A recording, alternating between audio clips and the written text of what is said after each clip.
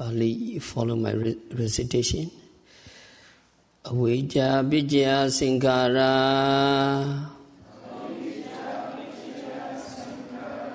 Sankara Vijja Vijnanam Vijnana Vijja Namarupam Namarupa Vijja Salayadanam Salayadana Vijja Paso Pasa Vijja Vedana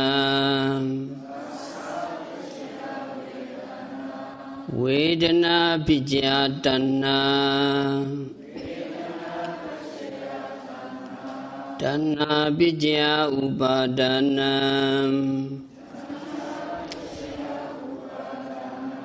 Upadana Vijja Bhava Bhava Vijja Jati Jati Vijja Jara Maranam Soka Parideva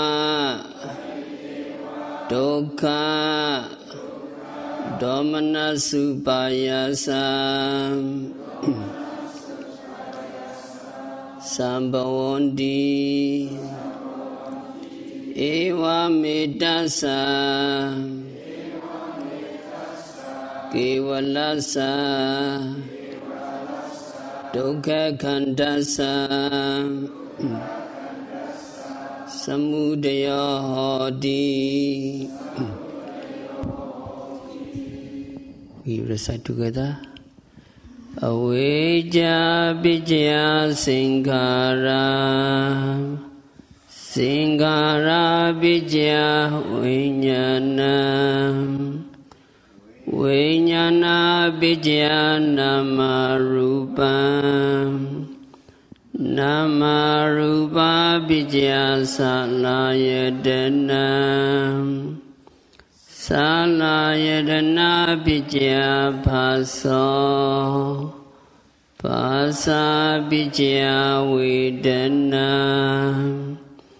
Vedana Vijja Tanna Tanna Vijja Upadana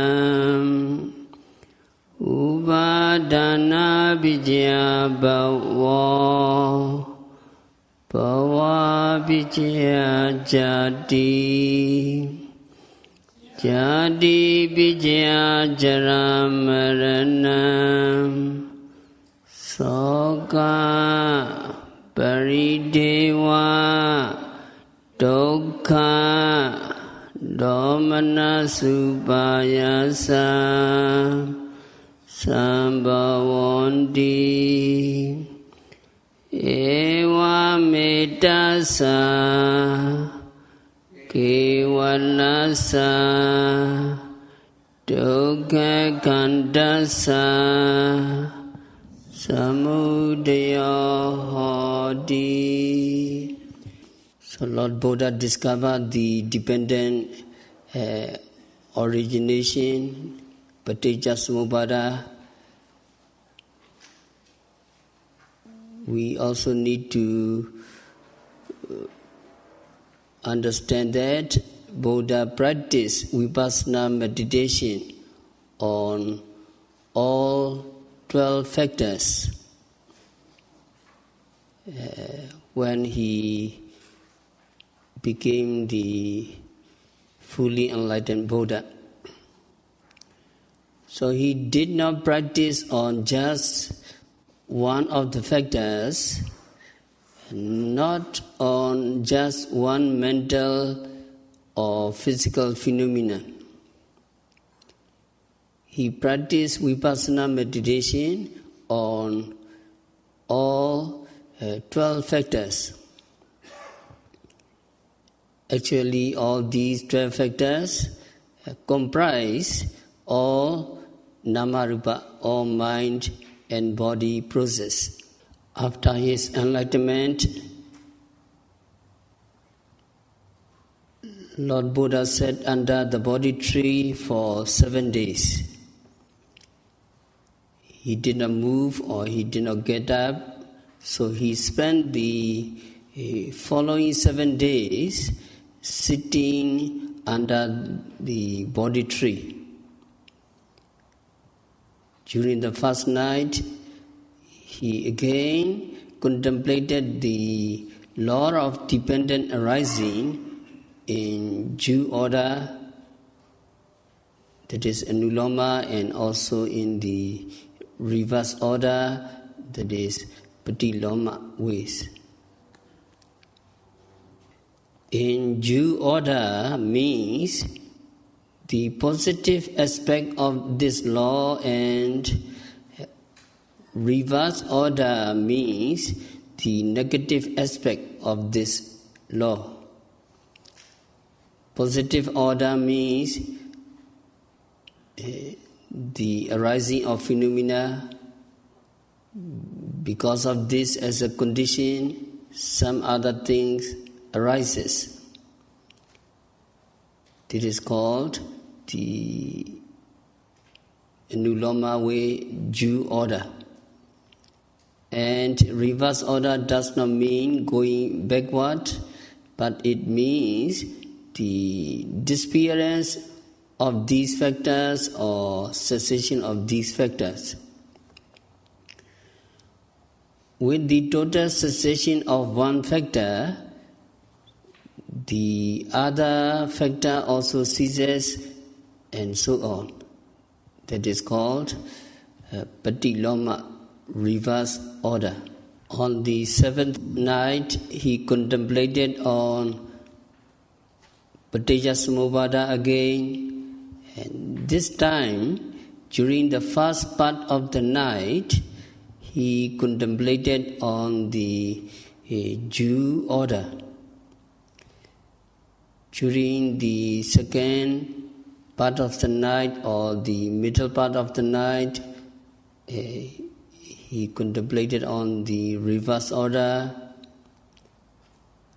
and during the third watch or during the last part of the night, he contemplated on both the due order and the reverse order. After that, during the 45 years of his ministry, he taught the Paticca-Samuppada or law of dependent arising on many occasions. So Buddha was very familiar with the law of dependent arising, and so he taught this doctrine in many different ways. Sometimes Lord Buddha picked up the beginning, the first factor, that is avijja, and then went over to the other factors. So from the beginning to the end, sometimes he picked up something in the middle, and then he went to the end. Sometimes he picked up the end and went there backwards to the beginning. Or sometimes he picked up in the middle and went backwards to the beginning. So he was very skillful at this law of dependent origination, that he could teach any way that he liked or any way that would be beneficial to his disciple. When Buddha taught, he taught so that his listener could understand and attain enlightenment. That is why there are many ways and there are many methods of his teaching you can find in the Buddha's teaching. The Paticca-Samuppada is not easy to understand. It is a difficult doctrine. Buddha himself said that Paticca-Samuppada teaching is profound and looks profound. At one time, the Venerable Ananda, his personal attendant, said to the Lord Buddha, Bhante, it is wonderful, Paticca-Samuppada is so profound and it looks profound. But to me, it seems very vivid. So to me, it is not so difficult to understand or something like that. Venerable Ananda said to the Lord Buddha. When Lord Buddha heard this, he said to Ananda, Mahivo Ananda Avaja, Mahivo Ananda Avaja. Ananda, don't say like this. Don't say like this, Ananda. Buddha said twice. Don't say like this, Ananda. Don't say like this, Ananda. The Paticca-Samuppada looks profound and is profound as well. Because beings do not understand fully the law of dependent origination, they become confused. Then they do wrong things and they go to the four woeful states. After saying that, Lord Buddha preached the law of dependent arising to Venerable Ananda. At the end of the discourse, Venerable Ananda was pleased with the Lord Buddha. Now there is a saying with regard to Paticca-Samuppada. The saying is, whoever see the Paticca-Samuppada, see the Dhamma, and whoever see the Dhamma, see the Paticca-Samuppada. So we all need to understand like this. If you know Paticca-Samuppada, you know the Dhamma well. If you know the Dhamma, you know Paticca-Samuppada. But the commentary explain it in a different way.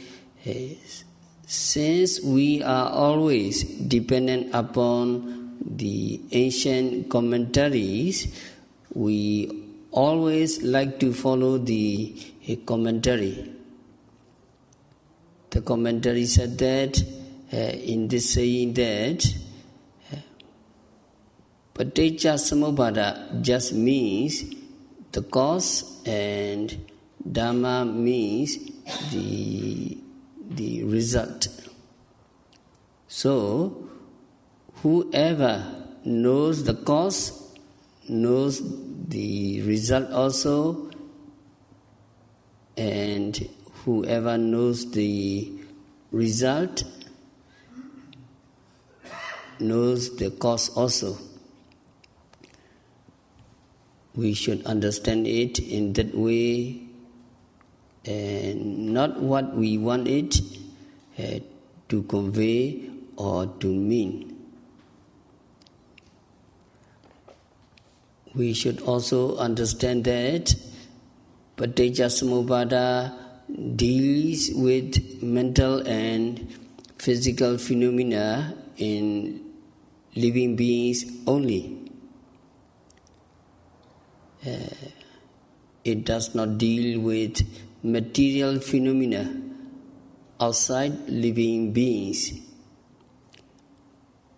We cannot find answer to relationships between outside things like trees, mountains, and so on. It deals only with living beings. But in Abhidhamma there is another teaching called Patthana. Patthana deals with everything with regard to living beings as well as outside things. So this doctrine of Paticca-Samuppada, dependent origination, deals only with mental and physical phenomena of living beings.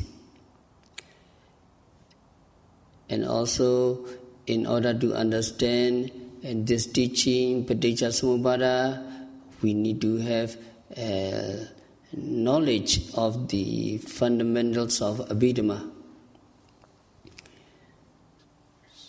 So some of you who have desirable, some of you have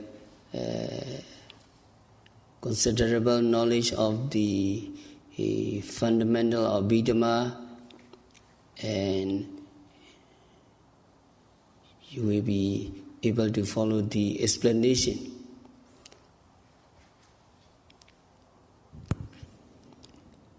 And also you, all yogis, are serious practitioner and also practically connected with the doctrine. And we want you to be familiar with the original Pali words of the Buddha.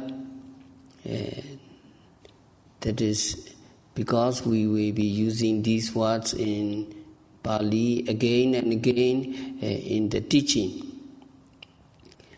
So the first, the heading is Paticca-Samuppada. Anuloma. Anuloma means in due order. Actually, loma means the hair on one's body. And anu means along with. So along with the hair means in due order, its opposite is patiloma, and that means going against the hair. So it is in due order. So in this Anuloma Pali, the order of arising, there are 11 sentences, but 12 factors. Avijja, Sankara, Vijnana, Namarupa, Salayirana, Phassa, Vedana, Tanna, Upadana, Bhava, Jati, and Jara-Marana. Jara-Marana is one factor. So 11 sentences and 12 factors. And the word Paticca, you see the word Paticca repeated in every sentence, so you need to know the meaning of the word Paticca. And there are two meanings. Sometimes it means one and sometimes it means the other. Paticca means a cause or a condition. Cause and condition are different here. By cause, we may mean something that produces some other things. something is the cause of another thing. Sometimes we just mean a condition, and that means, for example, seeing. Seeing arises because there is something to be seen. Something to be seen is a condition for the arising of seeing. Something to be seen does not produce seeing, but seeing arises with the help of something or depending upon something to be seen. Something to be seen is a condition for the arising of seeing. Something to be seen does not produce seeing, but seeing arises with the help of something to be seen. That we call a condition. Sometimes it may be produced. So, Paticca has two meanings: producer or cause or condition. Before going right into the Paticca-Samuppada, let us follow how Bodhisattva contemplate the cycle of life. Bodhisattvas are extraordinary people, and they are not like ordinary people. And they have more wisdom and more compassion than ordinary people. Bodhisattva sometimes saw beings suffering, and they saw that there is aging, and there is sickness, and there is death, and they saw that all that is suffering. So they wanted to find a way out of this cycle of suffering. In order to find that way, they contemplated on what causes aging and death. What causes aging and death? It occurs to their minds that the causing of aging and death, the causing of jara and marana is jati. But because we were born as human beings, we have to suffer aging. From the moment we are born until the moment we die. So we are always tormented by aging every second of our lives. Then at the end of our life, we will die. All this occurs because we were born as human beings. So, but as a human being is a cause of aging and death. In this way, the Bodhisattvas contemplate on this dependent origination. So they went backward. They take what is non-evident as a starting point. We know that we are aging. We surely know that we will die one day. We don't want to get old, we don't want to die, but we will die, and there is no way out. So if we want to get rid of this, we must understand what causes this. We should find the cause. And Bodhisattva found the cause as birth. The jati in our life, in this life, in one life, the birth in one life is the cause of jara and marana, aging and death in that life. So when we take birth, when we enter into our mother womb, we will surely to meet with aging and death. It is like putting our signature on a document or transition, complicated transition or complicated document. We already signed a document, complicated document of involvement in aging, sickness and death. We cannot run away.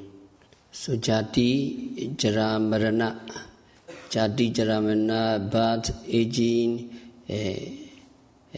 jara, marana, aging and death are aging and death are the result of the present cause. In the present, when there come avijja, tanha, upadana, karma and sankhara. When these causing factors are there, and the future will be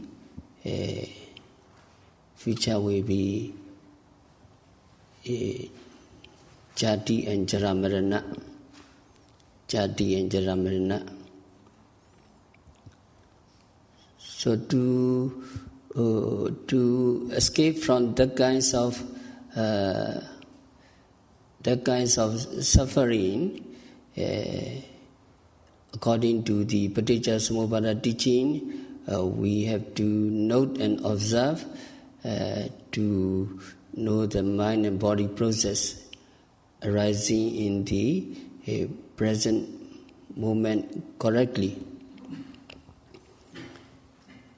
That is, what we are observing is Vijnana, Namarupa, Salayana, Phassa and Vedana. These are presently arising object. Presently arising object. So look at your paper, page number 7C. Page 7C. So according to the teaching, yogi should note and observe the mind and body process. That is presently arising object, present result. Present results are Vijnana, Namarupa, Salayana, Phassa, Vedana. Here mentioned as mind and body process arising in the present moment correctly. Correctly means you need to observe as impermanent, unsatisfactory, and non-self, and as a disease, and as fearful.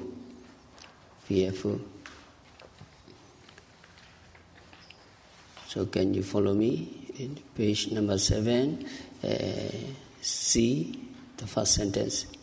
The yogi should note and observe. The yogi should note and observe. So as to know the mind and body process. So as to know the mind and body process. Arising in the present moment correctly.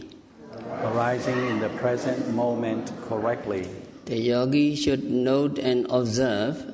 The yogi should note and observe. So as to know the mind and body process. So as to know the mind and body process. Arising in the present moment correctly. Arising in the present moment correctly. The mind and body process. Follow me. The mind and body process. The mind and body process. Arising in the present are. Arising in the present are. Vijnana. Vijnana. Namarupa. Namarupa. Salayatana. Salayatana. Phassa and Vedana. Phassa and Vedana. So these five present result are the mind and body process, and yogi should note correctly. So when we are not mindful, when we do not observe continuously, we will be ignorant and we don't understand the reality, true nature of the mind and body process. And then when there is avijja, there will come tanha, craving. And craving, and then there will come clinging. And then we will do some activities, that is kama bhava, volitional activities, that is sankhara, and then there will come kama bhava. So these avijja, tanha, upadana, sankhara, kama bhava are present causes to produce suffering. So long as we are ignorant, these causes will be produced, and then we will be suffering. We will have birth. We will be aging, and we will have death. So it is for the ignorant person and mindful person. So page number 7, C, second sentence. Can you follow me? When one is ignorant. When one is ignorant. When one is ignorant. When one is ignorant. Attachment arises. Attachment arises. And the suffering of the aggregates. And the suffering of the aggregates will arise. When one is ignorant. When one is ignorant. Attachment arises. Attachment arises. And the suffering of the aggregates will arise. And the suffering of the aggregates will arise. The present cause factors are. The present cause factors are. Avijja. Tanha. Upadana. Sankhara. And kama bhava. So these avijja here, ignorance is avijja, attachment is tanha, and then there will come upadana, clinging, and then we do activities. We have volitional activities, that is sankhara, and then kama bhava. That we come kama bhava, and then we get jati. We will be reborn in the better life, what we say, so-called better life, but really suffering. Aggregates of suffering will be surely come. So in this way, suffering will be rolling on and on and on. To get out of the kinds of suffering, a yogi noting and observing all mind and body process. And when yogi knows and understands, a yogi is free from attachment, a yogi has no clinging, no ignorance, and no karma activities and volitional activities, and then yogi will be free from the suffering of the aggregates. So that is C, page number 7, C, the last sentence. Can you follow me? When one knows and understands, When one knows and understands, one is free from attachment, one is free from attachment, and one is free from the suffering of the aggregates. and one is free from the suffering of the aggregates. When one knows and understands, When one knows and understands, one is free from attachment, one is free from attachment, and one is free from the suffering of the aggregates. and one is free from the suffering of the aggregates. So one noting, you understand very clearly, very clearly, the true nature of the individual characteristics and common characteristics. You understand the phenomena because you have enough concentration and mindfulness, and then it disappears very clearly in your eyes, and then there will be no attachment because it disappears. When it disappears, you have no more attachment to this object, and then connected suffering or cut off. So this is a way to practice why we are practicing meditation. That is very practical and realistic. So we will continue tomorrow. We have to stop our discourse for today. By practicing vipassana meditation, by observing every phenomena occurring at the six senses, by noting, rising, falling, sitting, touching, standing, walking, seeing, hearing, smelling, tasting, touching, continuously and meticulously, may all yogis be liberated from all suffering. May all yogis realize the real peace in the very near future.